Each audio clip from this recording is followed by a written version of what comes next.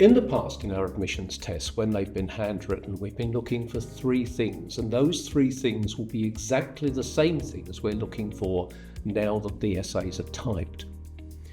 One thing is careful reading of the question and of any text associated with the question. Then you'll need to plan so that your answer really is an answer to whatever the question was that was asked. And then thirdly, of course, you'll need to write the essay, and it's at that stage perhaps that the issue of typing will become significant. There's a temptation with typing to keep amending each sentence until it's perfect, and that may be time taken away from getting on with producing the essay that you've planned to write.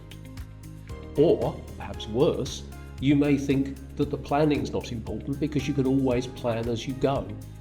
And that's probably not a good idea, because you may end up with a less sensible answer to the question than if you had planned before you'd started to produce the typing in the first place. So beware of too much editing, and do spend time, please, on planning. Tip number 1 is to carefully read through the guidance to candidates which we give for our tests before you start the test.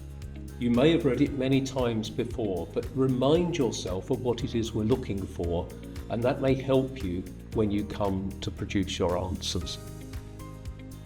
Tip number 2 is to read the questions and any text very carefully, noticing any words that they contain that give you clear instructions on what to do.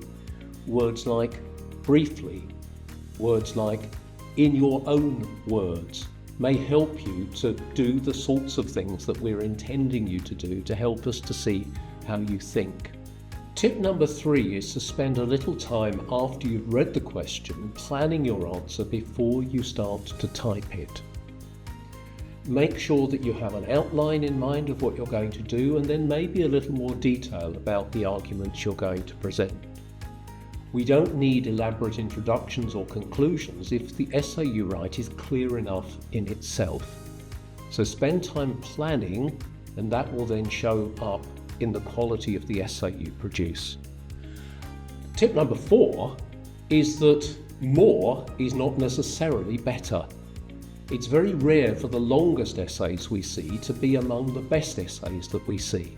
Often people try and produce too much when they'd be much better focusing. So get focus on the question. Don't necessarily write as much as you can, but write the best that you can in answer to the question, and you'll be doing exactly what we're after. And tip number 5 is where practice comes in, and it's about time. Practice timing so you get used to how long the time that you've got for each essay, for each question is. You don't want to run out of time, and you want to use as much of the time constructively as you can. So get used to the timing of the test, because it will be pressured and you need to be able to use it as well as you can. And an extra tip, especially for those for whom taking the test is going to involve some sort of variation on the normal time or the normal way in which the test is taken.